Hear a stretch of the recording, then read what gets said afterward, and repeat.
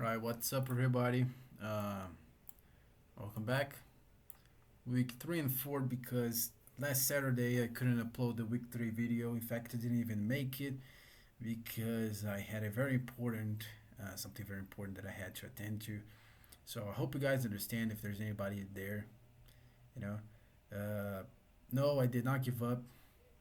In fact, thanks if anyone that's there. You're helping me more than you think. Keeping strong in this because it's actually pretty rough, when you when you have to like have college, you have your own obligations that you have to do at home. You have a lot of stuff to do, and then you still have to keep something that's supposed to be like an extra. You know what I'm saying? Like you didn't need to do it, but you're doing it anyway. Uh, I I know that I'm not the only one that's doing it, so I really appreciate the people that do it, and I hope I can be one of them one day. So yeah, let's go straight into it. These past 2 weeks, now this is gonna sound embarrassing, but these past 2 weeks I didn't learn as much as I wanted to, especially linear algebra. I mean, Python was okay, but especially linear algebra. The stuff they're getting pretty tough too, so they're requiring me a little bit of more time to process and actually understand the concepts. So that might be why, but I'm not trying to hide behind any excuse here. Anyways, I'm gonna start with linear algebra.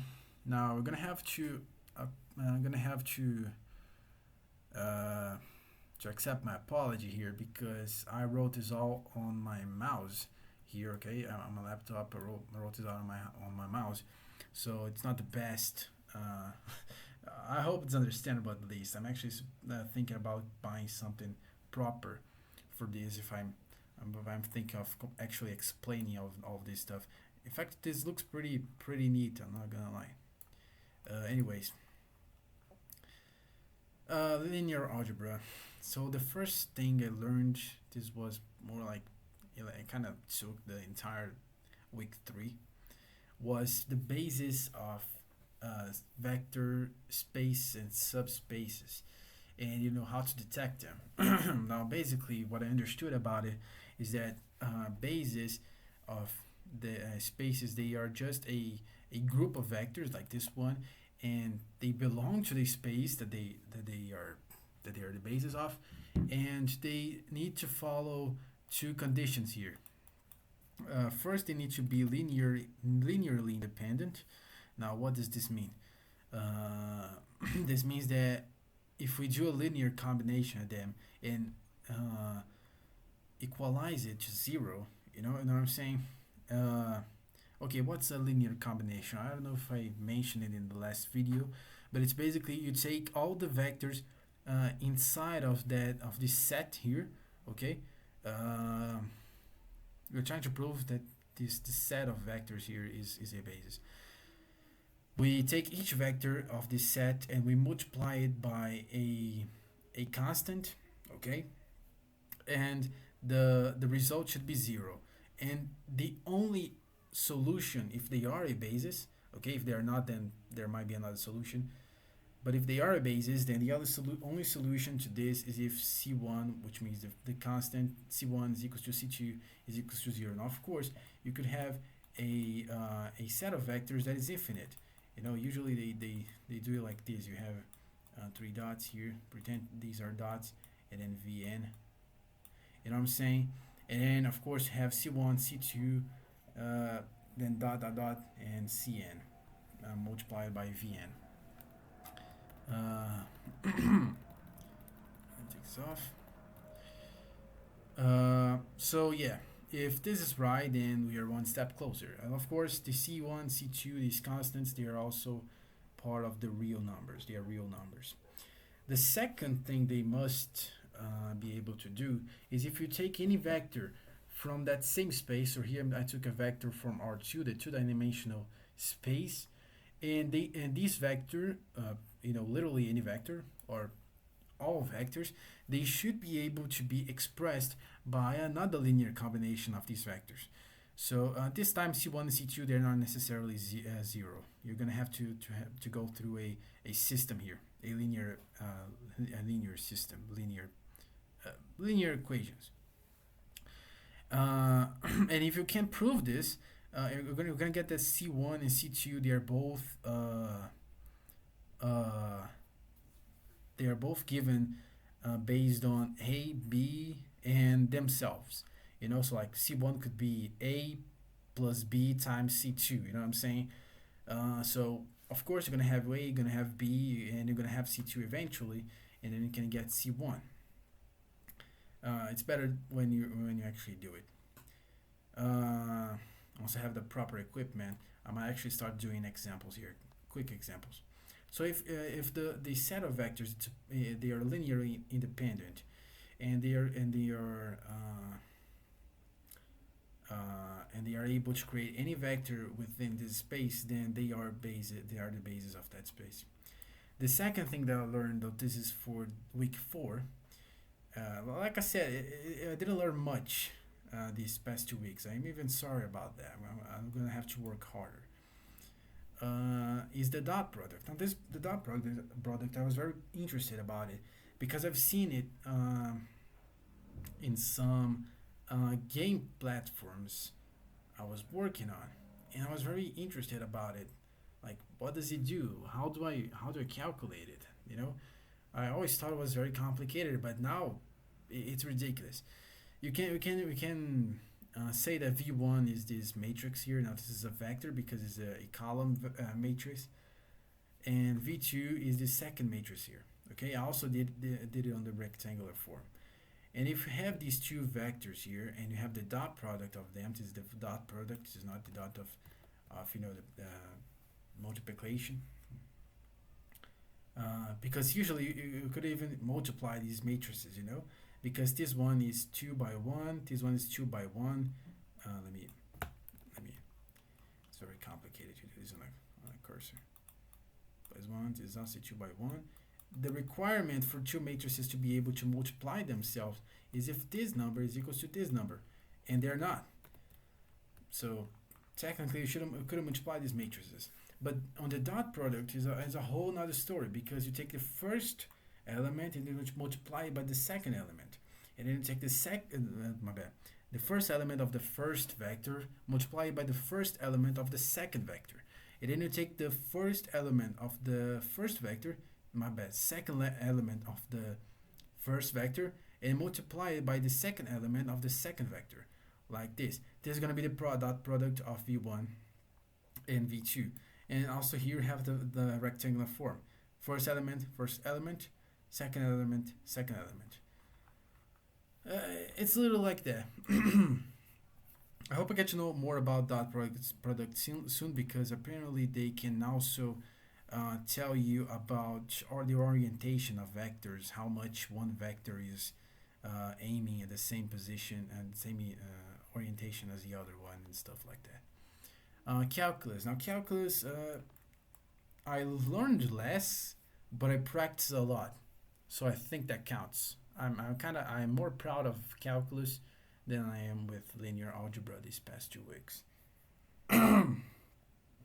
What I learned mostly about calculus here is just strategies to calculate a limit. So since I'm using Khan Academy, they actually have their own sheet here about how you should go on how to calculate a limit. I'm gonna put the sheet here. It's all in Portuguese, but I think you can kind of understand it. So we have the limit here. Let me put this on some blue here, just so you can read this right now. So we start with the limit here, and then the first thing you do is you try the direct substitution. So this means, let's say, I have a function here, x squared, and x is tending to 0. So the first thing you try to do is put 0 on x squared. That's going to give you 0 squared, which is just 0. And that would work. Okay, that gave you a real number. So this means that a, which is the number that you tried, is the limit. They always say probably. I don't know why. The second possibility here, let me actually take off this print, the sheet here. The second possibility, let me put back to black, otherwise I'm not going to be able to see anything. The second possibility that you could have here when dealing with the limit is having a number different than 0 divided by 0. Okay, that's the second thing that you could have. Like here, have this limit here. The first thing we try is direct substitution, always, and you're gonna have b divided by 0. Now we can't really have that because that's undefined. We cannot have that. What they say is that usually when this happens, even no matter how small this number is, this number is always smaller because it's tending to 0. So it is continuously smaller. This means that and since this is a division, this number is going to be exploding. So what this is going to return is an asymptote. Asymptote. I think this is how you write it. Asymptote.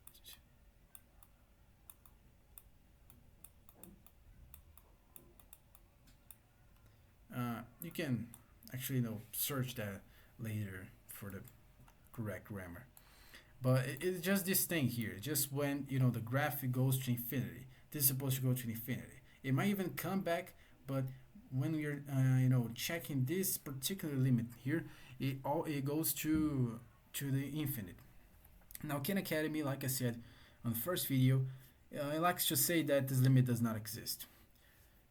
But there's people who just say, no, this is simply just, kind of lagged here. No, this is simply just infinite or minus infinite. The second possibility that you could have, like I said, direct substitution is just a number. This means that the limit is that number. And the third possibility that you could have here, which is what happens most of the times, I guess, in these exercises, or you could have a 0 by 0 division. Now, that's still a division by 0. But the number on top of the division is also a 0. So this is a particular situation. What you could try to do here is kind of like mess around with that function a little bit. What do I mean by that? You can try a few things. If the function is just like x, it's just a it could be like x squared. Let me put this white. It could be x squared plus 3x plus 5. I forgot the name for this. You can try some factoring. You know what I'm saying? This might not exactly work, but if I put this like this, we know that this is x plus 3 squared. And this might help you cancel something up and down. So that's something you can try to do. Okay, but that's only if you have this type this format here, up and down. If you have something like a square root of something here, what we could try to do is multiplicate up and down by what they call the conjugate of this. Let me actually look for that name.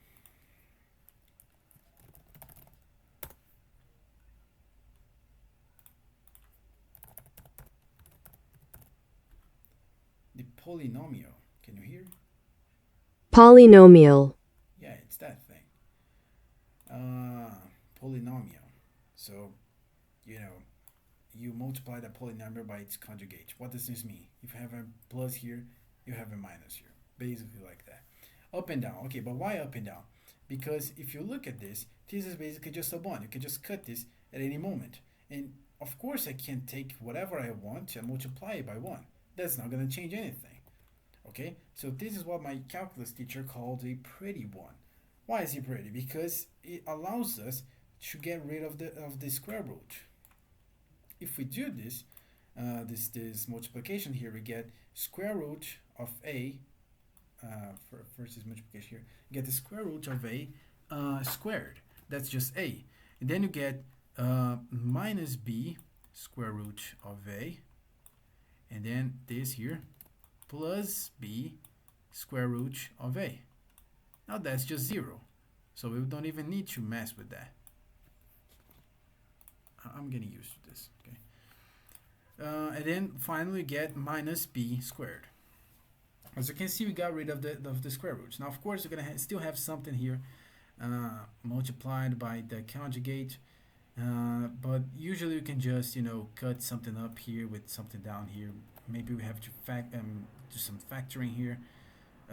Yeah, it's all, nothing is that easy, but this is the easiest that you can get. And in the worst case scenario that you can't do anything at all, okay, I think this is very rare. This happened like only one time to me. Is you're gonna have to use approximation. So you're literally gonna have to go look into the graph and try to guess what that limit is. It's pretty easy to look at, in fact. Now Khan Academy recommends Desmos, but of course I'm gonna be always recommending GeoGebra here. You've probably seen me use it a lot on the past videos because it's just great. It has way more resources than Desmos has. But if you want to check Desmos out, it's written this way here. Oh my god, forgive me. Like I said, I'm using my mouse here. Desmos. All right, you can try these two, and all you have to do is just type in the function. And you're gonna have something like this. You're gonna have the functions aligned, and you could just okay, this is x here. Both sides are tending to the same point. So the limit should be here. Okay, that's calculus. Is it? Let me check my. Yeah, it is.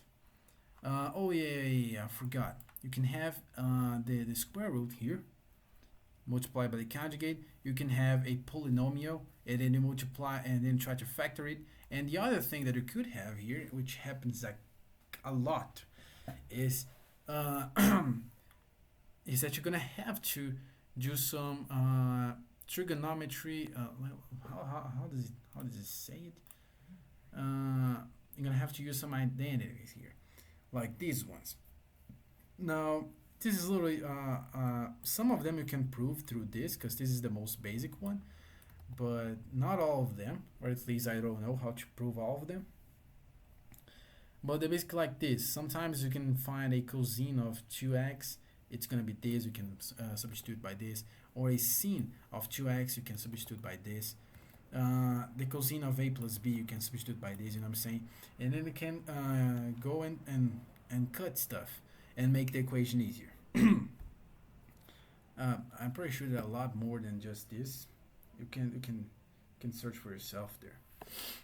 All right. Yeah, that's calculus. Now on to Python. I'm actually going to VS Code here because for one of the things that I learned, it's better done in VS Code rather than Colab. I learned that you can actually have notebooks in Visual Studio Code too. Now this is really going to depend on your computer. Like maybe you don't want to install all this because you kind of have to install a few things to have the notebooks on VS Code. If you don't want to install all of that because you don't have memory, maybe you can just use the Google Colab notebook. But if you want, I highly recommend because it just feels better and yeah, it's in your computer. You know what I'm saying? First thing I learned in Python, I actually learned a little bit of HTML too, but it's so little that I might just leave for two things. I'm gonna leave for next week, I guess, are HTML.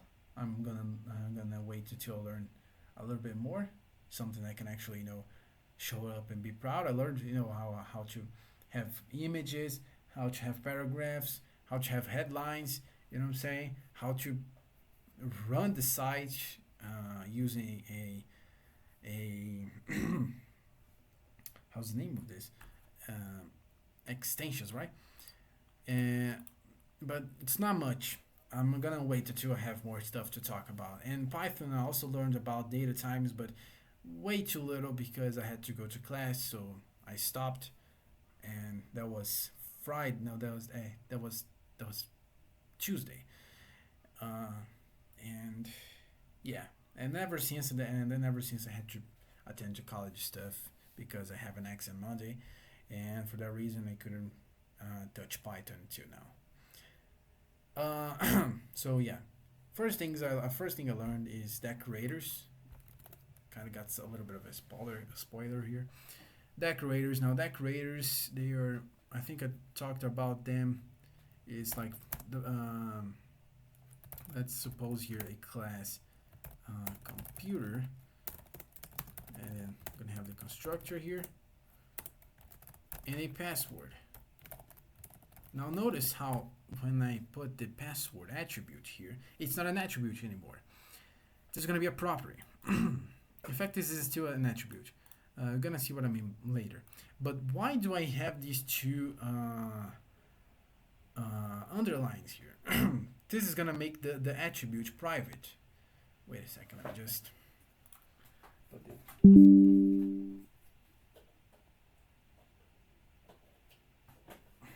There we go. This is going to make the attribute private. Okay, what does this mean? This means that if I try to get a new computer, let's say new computer, and put the password as password 123, I try to print the new computer. The password. That's not gonna work, of course. Now I might say, of course that's not gonna work. You got the attribute name wrong.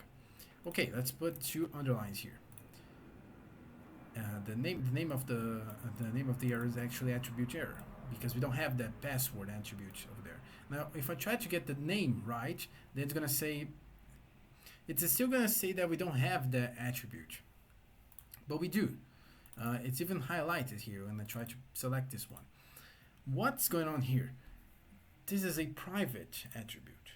When you have two underlines here, it becomes private.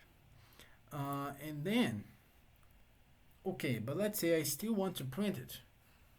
You can do it by the decorators, by properties.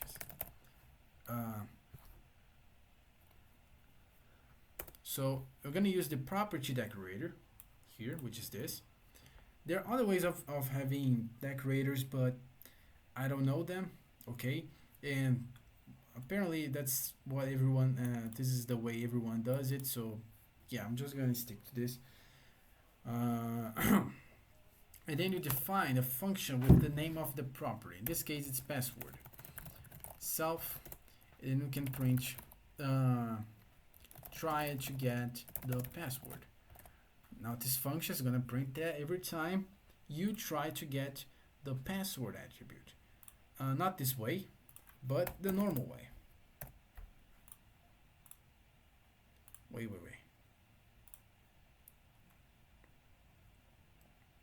Oh, of course, because I did not return anything.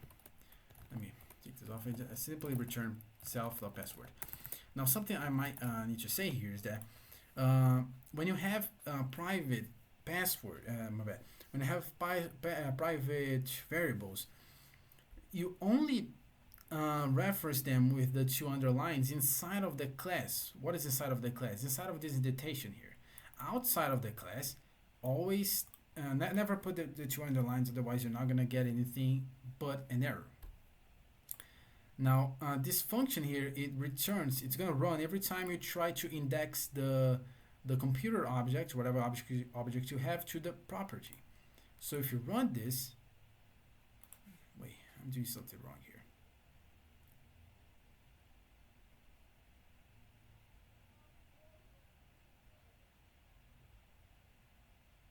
Oh, I forgot your sign.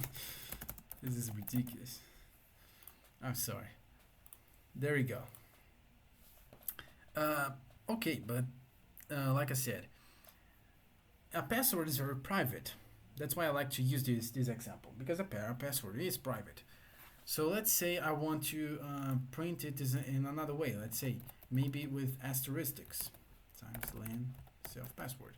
So I'm gonna print as much asterisks as there are in the as there are numbers letters in the password. So if I run this, even if I notice, even if I ask the code to print the password, which is simply password 123, I it's gonna return 11. This is those are 3, 6, 9, 11 asterisks, and these are 3, 6, 9, 11 asterisks too. So it did exactly what I wanted to do. So you can customize the way that you receive the information here, for properties. Okay, interesting. Now let's say since I can mess around with them, maybe I can set them. So new computer the password. Let's say I don't like that password because it's too big. Let's say it's just gonna be 123. If I run this, I can do that because it has no setter. Okay, this means that you are not allowed to set your to change your property. Okay, but I want to. Okay, what you do? You now have your password decorator, which is defined here. So the next decorator we're gonna have here is password. You can even see that now it recognizes it as a property. Password dot setter, and then we're gonna define a function for to set the password property. So define password self and the new value, which is what we're gonna, which in this case the new value is gonna be this, which is what we try to set.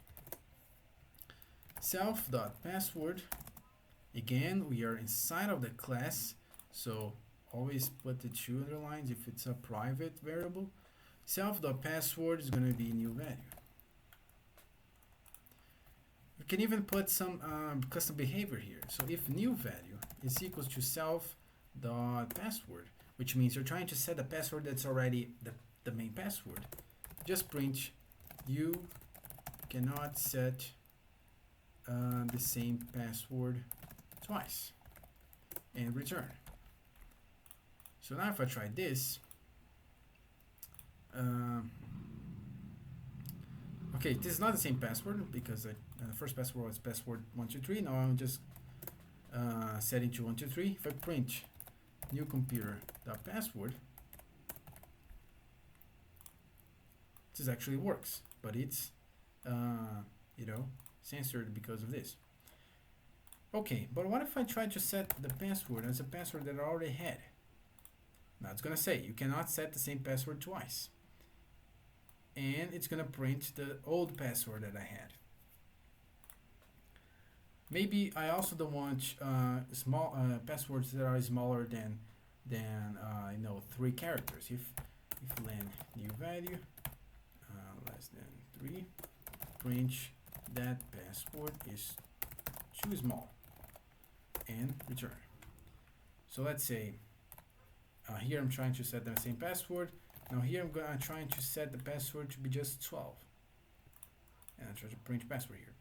Now it's gonna say it's gonna print the password that I had. Then try to set another password, and it's gonna say the password is too small because it's only 2 characters long. And then when we try to print the password, it's still the old password that we had, password 123. So these are decorators. Basically, you can also have a lot of other things. You can have instead of setter, you can have deleter. I just learned that you can delete variables too. That's pretty interesting. Just like this, delete new computer. It's gonna delete from your memory. I'm not gonna do that right now because I need to learn a bit more about that, but it's interesting. Anyways, exception handling. Now, the basic syntax for exception handling is this. Now, notice this is usually used on inputs because, of course, you have a lot of badly intentioned people out there that maybe when you ask them to do something like give me a number, they're gonna give you a string, a word. Okay, now Well, you already know. Everybody already knows that you can use the is alpha, is digit, all these methods and strings to check if it's a number, to check if it's what you want. But besides that, that giving you a lot of other like taking a lot of work and uh, wait, there's something wrong. Beside outside of that, requiring you more lines, it's not always very effective because if you have a string like an input that was like zero point 0.3, technically the user did what you wanted, and then you try to float this. This is actually going to give you an error because of this. No, this is not going to give you an error. Okay, this is alright. This is actually going to give you zero point 0.3, but I mean, if 0.3 dot is digit, this is not going to give you. Let me actually show you here. I'm just talking, man. Range 0.3 dot is digit, which means is it only numbers? Technically, it should, but it's not because of this dot. If it was, know what I'm saying? It's a lot of it gives a lot of trouble. So it's way more effective for you to have this syntax. What does it say? Try this dangerous code. Okay, you can call this dangerous code because it might break, it might throw an error and stop your program. And if it throws an error which might, then you run this except code here. Something went wrong. So let's try here. If I be a good boy and actually give a number like 13, nothing's gonna happen. Okay, let me actually print. Your number is number. Okay, let's try again. 13. Your number is 13. Now, if I'm bad boy and I try to put in like house, then it says something went wrong. You see, technically this should give you an error because I tried to turn a string into an integer when it couldn't, because you can't turn house into an integer, but it did not. Instead, it ran this code. Now, of course, something went wrong is a very broad and how can I say, it's not a very specific error feedback, so we can actually be more specific. Let's try something. If I try to int a string like house, this is going to give me this error here, value error. We can have multiple error names. If I put this here, so accept your value error, this is only going to run if the type of the error here is a value error. What does this mean? Try to turn a string into an integer, for example. You know what I'm saying? And then I can say, instead of something went wrong, you did not give us a number. If I run this and say 13, your number is 13. But if I run this and say house, you did not give us a number. It knows that you did not. But maybe you did something else. And you can just say accept, and then here you can say something went wrong because you have no idea what the heck happened. Okay? There are a lot of errors. You can have key error, tab error, name error, and then you can just, we have a small description here. I'm pretty sure that you have a lot more context in Python's documentation. Anyways, I gotta be a little faster now. Exception handling, now file detection, introduction to the OS library. Let's import the OS library. What is the OS library? It is the operating system library. Let's get a file path. For example, let's say, what is a file path? A file path is like an address of a file within your computer. Here I am on this code folder here, and I have all these files here, all these things that I've been working on these past 2 weeks, specifically for college. And let's say that I want to check if this file exists. Let's say that I'm not seeing it here. Okay, I'm not seeing it here, but I want to see if it actually exists. The name is gauss.py, and it is on this folder here. So let me actually go into that folder real quick. Let me find it here. Downloads, no documents, go to project, go in here it is. Right click, copy as path, and then the file path is going to be this. So this is the path for that specific file here. Okay, it might be, it's certainly going to be very different for you. And then how do I check if a file exists? Print os.path.exists and then provide with the file path. This is gonna give you a boolean. Wait, I did something wrong here. Wait a second. Oh yeah, of course.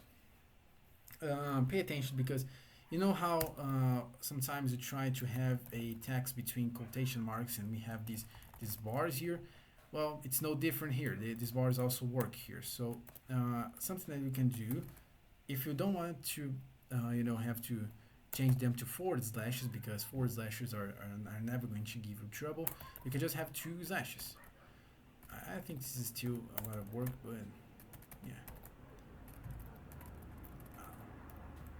it is what it is. If you try this now, true. Why? Because the file exists. Now let's say I got the extension wrong, like pptx. I think that's what PowerPoint is. False, because there's no gauss.pptx anywhere here. Okay. Now notice how this is a very long. This is called an absolute file path, by the way. It's a very long string. Sometimes even gives us errors related to the slashes. If the the file is in within the same place as our script, the script that we are working with, all we gotta do to have the file's path is simply that the file's name. You can even see that it auto completes. If I run this, it's still gonna give me true because they're on the same directory, which means they're on the same folder. I can also do that for this main.py file here. It's still gonna return true. Okay, file reading and writing. There are txt, csv, and JSON file extensions. Let me just deal with something here real quick. Anyways, I'm back here. I just had to deal with something real quick. And like I was saying, file detection and introduction to file reading and writing. Anyways, let's say since I am a beginner, and I don't know, maybe you are too, we're gonna be messing around mostly with .txt and .json and .csv files. This is just a plain text file. This is a file that allows you to store data more efficiently, and so is CSV, but CSV is divided by a comma. Now let's start with txt. txt doesn't require any libraries. All you need to do is just a file path. So let's say file path new text.txt. Now notice how this is supposed to be a file path. There's not an absolute file path that starts with the computer, and so this is supposed to be on the same directory, but there's no new text.txt files here. This is because you're actually going to create a file from scratch. How do we do that? With the with syntax here, open file path and a mode. Now let me go a little slower. I don't know. With is just a just a syntax. I know how to explain with. But open it's pretty interesting. It's pretty important actually, because it opens a file, and as soon as the program is done running or you're done messing around with the file, I suppose, when the file is when the code block that you create here is done, it closes the file. Now that's probably they say it's very important. It's a good practice to do this way, because probably for performance reasons. Of course, you're gonna have to give the file path and the mode. Now there are modes. The writing mode, which is just W. This allows you to only write. The append mode, which allows you to write over what's already written. So, for example, if I write hello road and then I run the code again, it's gonna say hello road, hello road. You know what I'm saying? Instead of just hello road. and reading, which only allows you to read. You can write. There's also this X here. I didn't quite understand it, but basically it's just like if the file exists, it's gonna throw an error. If it doesn't exist, it's gonna do whatever you say to do. It's gonna write. It's gonna create the file and write. I'm gonna be starting with W and then as file. This is the file. Simply, let's say file.write here. Hello world. And as you can see, as soon as we run this, a new text.txt file is created and it actually says hello world. If I run this again, notice how the text didn't change.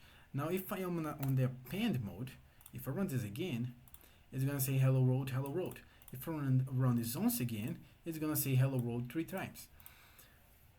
Let me take this out, save this. Okay, but what if I want to read? Let me just run this so we have something to read. Okay. What if I want to read? Very simple. Content equals file.read. Print content. This, of course, as you would expect, is going to return you a string saying exactly what the text says. If I change something here like good night, save that, runs again, it's going to read just like I told you. Let me delete this file. JSON. I'm going to have to import JSON library. And I'm going to have a preloaded data, which is a dictionary. So for example, let's say username is mango juice.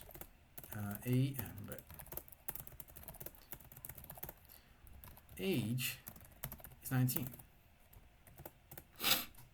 Alright, of course I'm going to have a file path.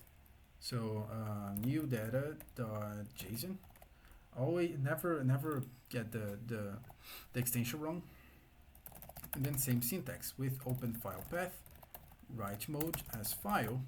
Now instead of file.write here, which would just give us this might not even work because it's on JSON extension. We're gonna use the JSON library to use the dump method, and then we're gonna dump the data on this file specifically, and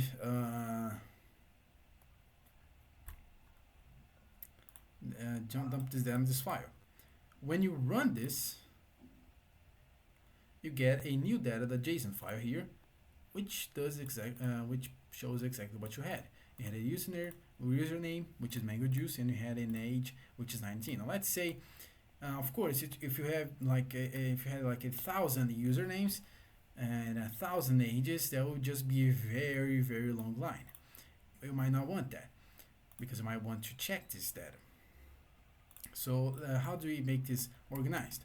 We use the indent argument here and put a for. What is this? What is this? For every data, okay, for every pair of key and value that you have on your data, how many spaces should I put before them? I'm gonna put 4 because that's the standard. If I run this, and I'm gonna go check here again, now it's completely organized. You can have as many data as you want here. It's gonna always indent by 4 spaces before. Okay, what if I want to read it? Very simple. Content is going to be JSON.read. No, my bad. JSON.load. Print content. You might think though that this is a string. Oh wait, this is wrong. Oh, of course, need to provide a file. I'm just wrong here. JSON.load file. Oh, I forgot. We can read on not readable. We cannot read on the writing mode. Now if I run this, oh, okay, wait, I'm doing something wrong here.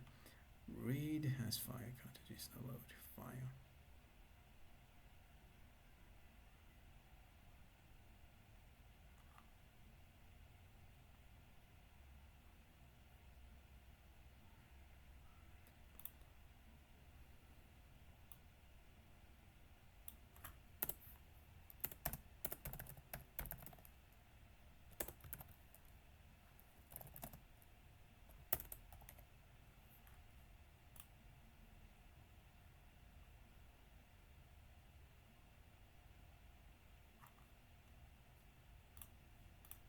Oh, there's nothing here.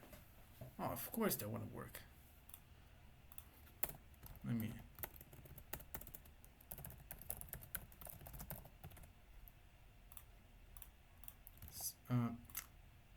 Indent. Yeah, it's probably the most messy video of this channel. Let me just save this, run this, okay. Okay, now we're on reading mode. Content. It's gonna be json.load file, and then you can print this content. Run this. You're actually gonna have this. Now you might think that this is a string, but if you, which is what I thought. Now, but if you type print the type of this content, it's a dictionary. Now, how cool is that? This gives you so much opportunities to save data across sessions. That's amazing. I thought that was brilliant. That was brilliant to me when I found about that. I found out about that. What does this mean? Does this mean that I can simply print user contents.get username is content.get age years old. For run this, user mango juice is 19 years old. If I go back here and change this to I don't know, maybe juice mango, and put this on 25 and save, because you gotta save, Control S, and run this, user juice mango is 25 years old. Now, ain't that amazing? I found that amazing.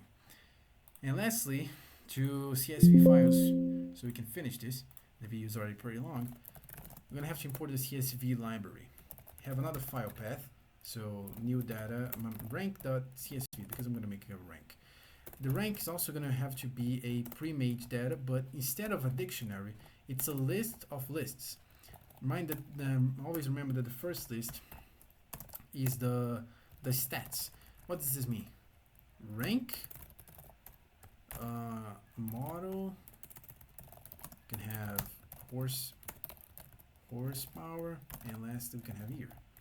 And then this is going to be the first model, so rank 1, it's a Ferrari, 800 horsepower, year 2023. The second one is going to be a Lamborghini, 650 horsepower, 2025. And last, Mustang, 200 horsepower, 2017. Alright, we have our base data. With open file and path, we're gonna write as file. Now, it's not file.write, and you also don't have a write method on CSV. Instead, you have a writer method, which returns you a writer object. Now, with that, of course, you need to provide a file. With that writer object, you can actually write a row. What does this mean? You need to give it an iterable. Here we have a lot of iterables. We have these lists, which they are an iterable is basically a collection that you can iterate over. Lists are like that, so we can have this way. For row in rank, writer.write row. So for each of these lists, it's gonna write the list separately. Now if you run this, and the rank CSV file is created, and when we look at it, we have the stats, rank 1, 2, 3, model, Ferrari, Lamborghini, Mustang, horsepower, and year. But notice how you have this space here. Maybe if you have like 1,000, 10,000 data here, it's not going to be very pleasing to see, and maybe it might even give you I don't know, optimization issues. I don't want that. So how do I fix that? Now, I don't like how this is supposed to go unopened. For me, it would make like way much sense if it was a writer, but it is what it is. This is you're gonna have to set the new line argument to some empty string. What does this do is, if you run this, it sets all those new lines to an empty string, which basically deletes them. Okay, we are able to write CSV files, but how do we read them?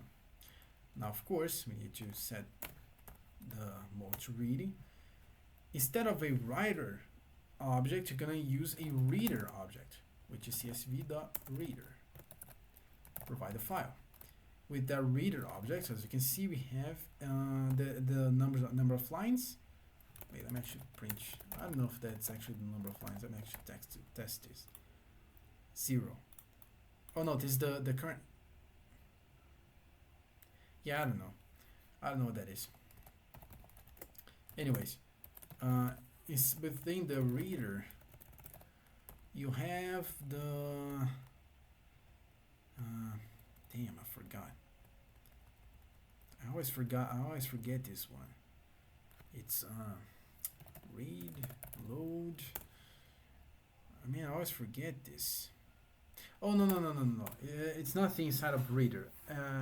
Reader is the iterable. It's something that you can iterate over, and it's like a list with all these lists inside. What does this mean? This means that we can go for each row in reader and print the row.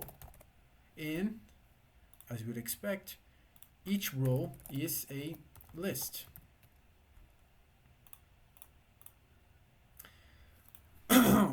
Why is this cool? I found this cool specifically because you can, for each row, you can print, for example, the first index. In our case, it will give us the ranks. So we can combine that with another index. So for example, you can have this.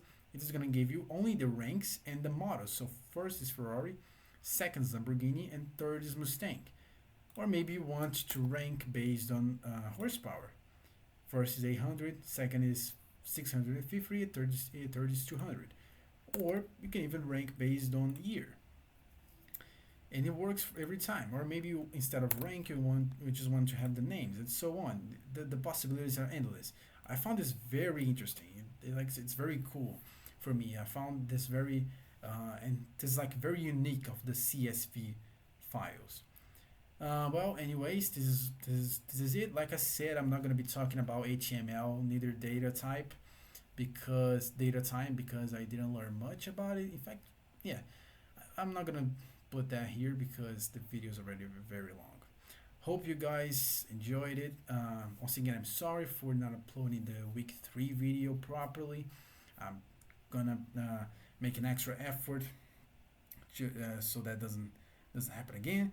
Like I said, I had a very important stuff to do last Saturday, so that's why I couldn't. So yeah, of course, happy Easter. Take care.